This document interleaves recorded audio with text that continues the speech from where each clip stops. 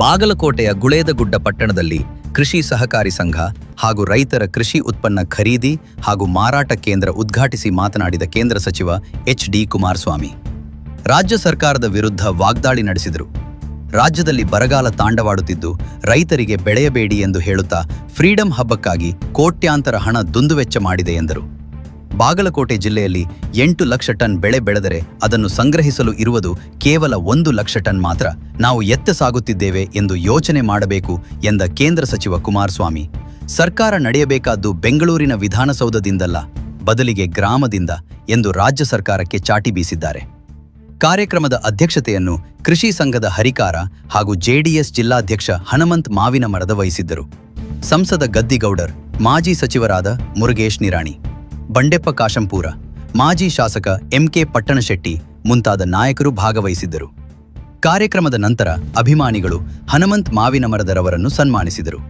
ವರದಿ Abdul Razak ಟಪಾಲ್, TV 10 news. ಅಲ್ಲಿ ಕೂಡ ಸುಮಾರು 4,000 ಮೆಟ್ರಿಕ್ ಟನ್ ವ್ಯವಸ್ಥೆ ಆಗ್ತಾ ಇದೆ.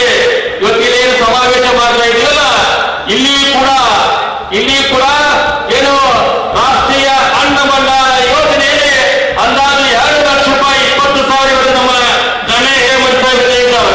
2,20,00,000 ರೂಪಾಯಿ ಈ ಒಂದು ಗೋದಾಮು ಕಟ್ಟಲು ಕೂಡ ಅನುದಾನ ಕೂಡ ಮಂಜೂರು ಆಗಿದೆ ಅಂತ ಹೇಳಿ ಕೂಡ ಹೇಳ್ತಾ ಇದ್ದೀವಿ. ಇವತ್ತು ಈ ರಾಜ್ಯದಲ್ಲಿ ಕೆಲವು ಭಾಗದಲ್ಲಿ ಈಗಲೂ ಸಹ ಹಳ್ಳಿಯ ಹೆಣ್ಣುಮಕ್ಕಳು 6 ಕಿಲೋಮೀಟರ್ 8 ಕಿಲೋಮೀಟರ್ ನಡೆದು ಸರ್ಕಾರಿ ಶಾಲೆಗೆ ಹೋಗ್ತಕ್ಕಂಥ ಒಂದು ವ್ಯವಸ್ಥೆ ಇನ್ನು ಉಳ್ಕೊಂಡಿದೆ ಈ ರಾಜ್ಯದಲ್ಲಿ.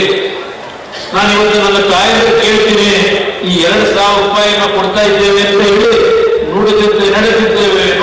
ನಡೆದಿದ್ದೇವೆ ಇದನ್ನ ಹೇಳಿ ನಿಮ್ಮನ್ನ ಎಲ್ಲಿ ತೆಗೆದುಕೊಂಡು ನಿಲ್ಲಿಸ್ತಾರೆ? ದೇಶ ಬೆಳೀತಾ ಇದೆ, ಶ್ರೀಮಂತಿಕೆ ಒಂದು ಕಡೆ ಒಂದು ಒಗ್ಗಟ್ಟು ಹೋಗ್ತಾ ಇದೆ, ಬಡವರಾಗಿ ಇದೆ. ಅಮಟ್ಟಿ ಭಾಗದಲ್ಲಿ ಪುಣ್ಯಾತ್ಮ ಬದುಕ್ತಿದೆ ಅನ್ನೋ ಸದ್ಯ ಒಳ್ಳೆ ಮಳೆಯಾಗಿ ಡ್ಯಾಮ್ ತುಂಬಿದೆ. ಆ ಡ್ಯಾಮ್ ತುಂಬಿ ಆ ನೀರನ್ನ ನೀವು ನೋಡ್ತಾ ಇರಲಿಕ್ಕೆ ಕಾರಣ ಸನ್ಮಾನ್ಯ ದೇವೇಗೌಡರು ಅನ್ನೋದನ್ನು ಮರೆಬೇಡಿ.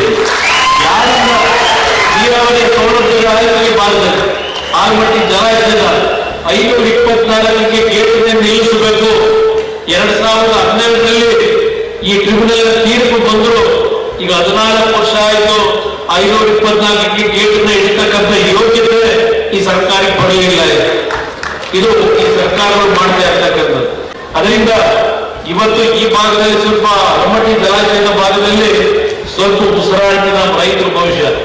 ಇನ್ನು ಉಳಿದ ಬಳ್ಳಾರಿ, ಕೊಪ್ಪಳ, ಕಲಬುರಗಿ, ಯಾದಗಿರಿ ಈ ಭಾಗದ ರೈತರಿಗೆ ಏನಾಗಬೇಕು? ಬೆಳೆ ಇರ್ತೀರಿ. ಈಗ ನೀರು ಬಿಡೋದು ಡ್ಯಾಮ್ನಿಂದ ಕೇವಲ ಕೆರೆ ಕಡೆ ಮಾತ್ರ ನೀರು ಕೊಡ್ತೀವಿ, ಕುಡಿಯೋದೇ